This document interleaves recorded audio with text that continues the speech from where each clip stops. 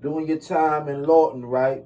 Um, I know you witnessed a lot of things, and you ran across a lot of Lawton legends. Name Yeah. some of the guys you ran across in Lawton. Uh, I ran this dude named Peachtree. He was a referee. He was a Lord legend named Peachtree. He actually refereed my first Lorton fight. I was over Aquan named Peachtree. So it's so many people, man. My man Blood, may he rest in peace. Herbert Terry. He tried to mentoring me coming up in the system when I was in Texas. Uh, there's so many people, man. I don't know why I'm getting dumbfounded, man, because it's just so many people. It's hard to name. Tony Jones, Charlie. I just named them on and on, man. A lot of people don't know that. Some people don't know them, but man, they've been inspiration to me because they helped raise me. My cousin Buna, may he rest in peace. It's just a lot of people, man. It's too many of the names, man.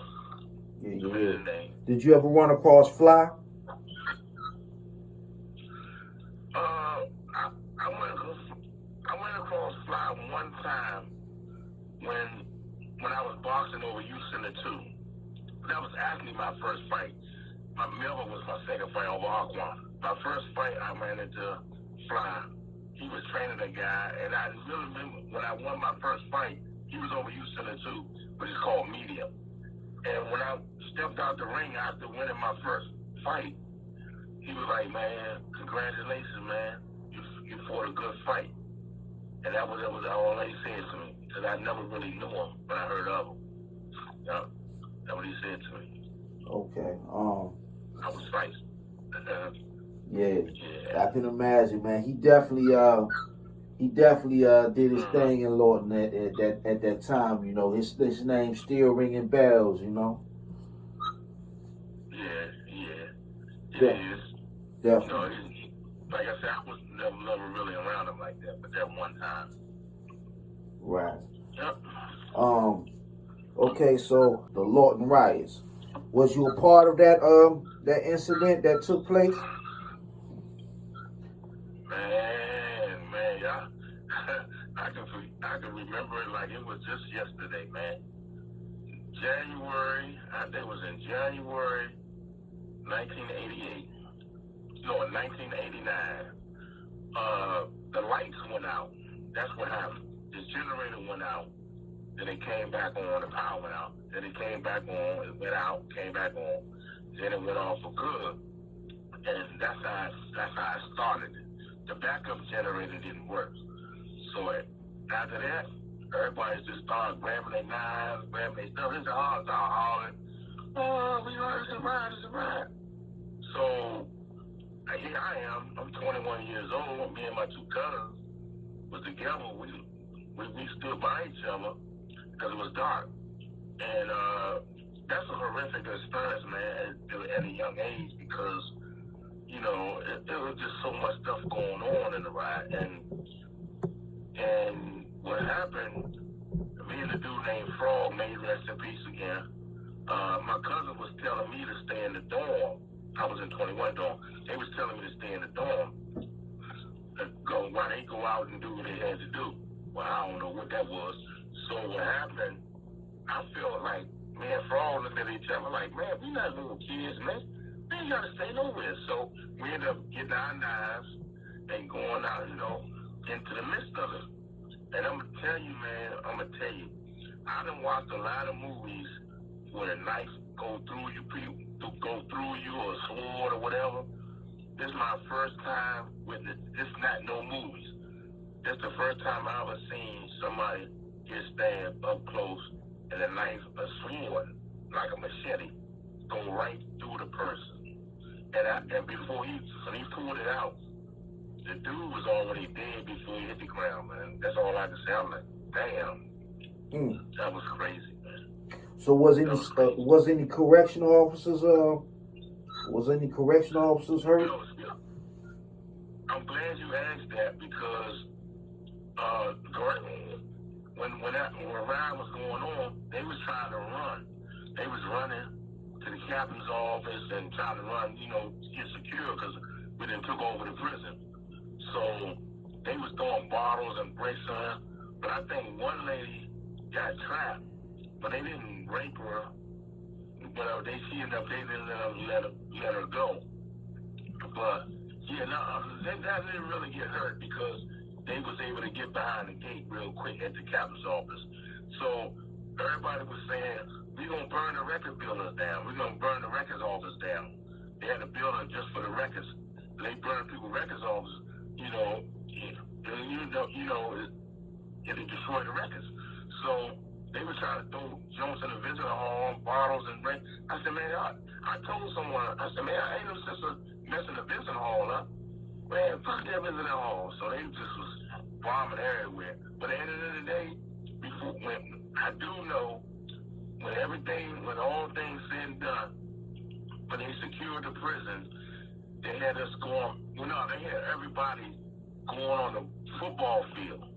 So Marion Barry, may rest in peace, the D.C. mayor, Marion Barry, he flew on a baseball field in the helicopter. And he got a bullhorn, and he got everybody, he's on the loudspeaker. We had so much respect for Marion Barry, so we actually listened to him.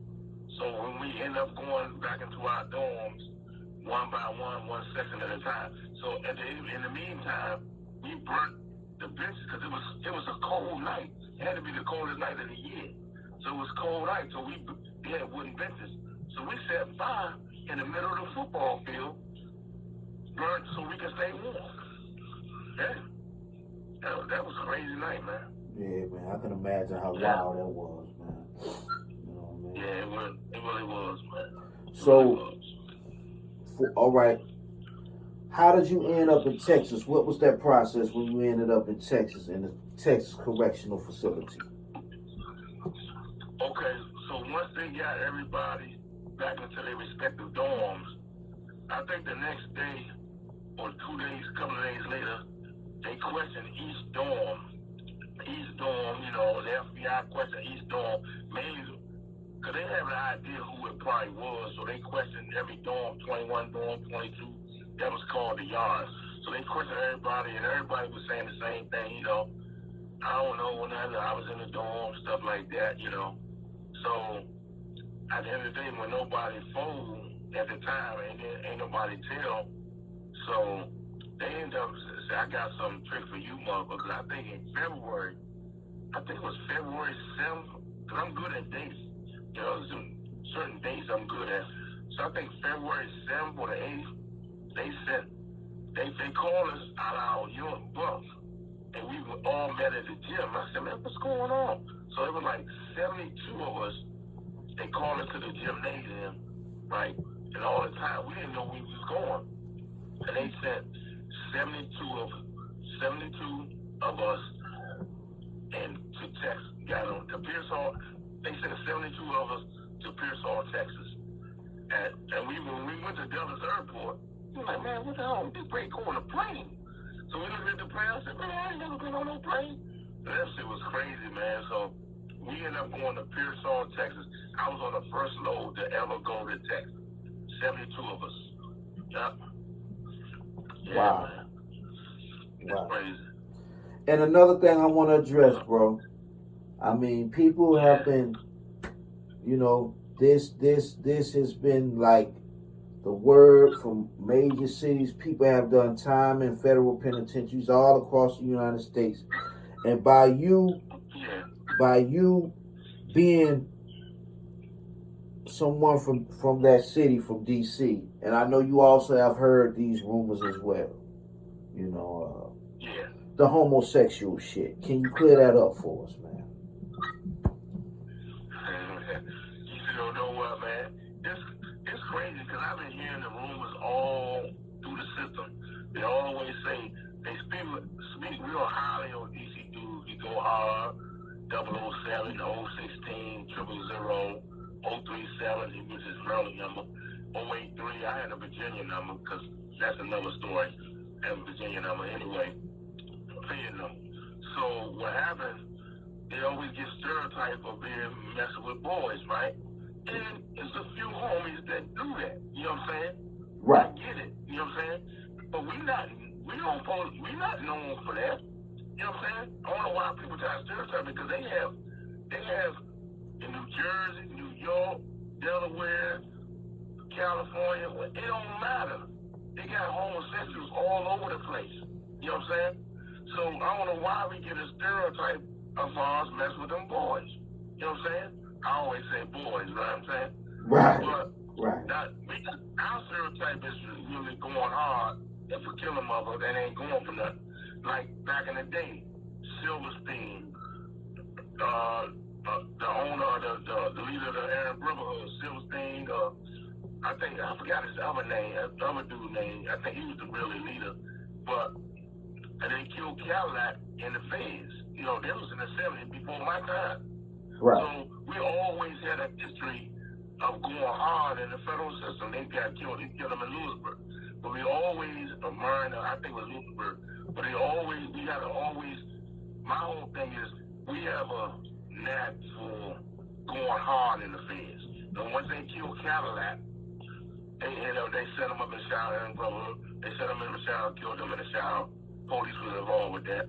So we go hard. After that, we went hard. So we always known in the federal system, don't mess with them DC boys. You know what I think that is? I think people try to put a bad bone on y'all because y'all are so aggressive. You know what I mean? And y'all really flood every federal penitentiary. It's more so y'all than anybody else in all federal penitentiaries, especially like on the East Coast. You know what I'm saying? The east of the Mississippi River. You know, so I really think that, okay, here's my thing, right? We know it's punks from every state. But my thing is this. Let's just say if Georgia dudes was the majority in the federal system, or Florida dudes was the majority in the federal system, they'll be saying the same thing. You see what I'm saying? It's just so I think they put that bad bone on y'all because DC cats are the majority. And when y'all go up in there, y'all rule with an iron fist, man. You know what I mean? But see, in Long Park, California, on the West Coast, we not the majority. And we don't get known for that, but it may be like 15, 20 of us, but we band together and go hard. They don't say that about messing with them boys or homosexual on the West Coast because we the majority, we the minority. Right. They're not saying that. They say that anytime we the majority, like you just said. Yeah. Mm-hmm. Yeah. So that's what that is. That's some bullshit.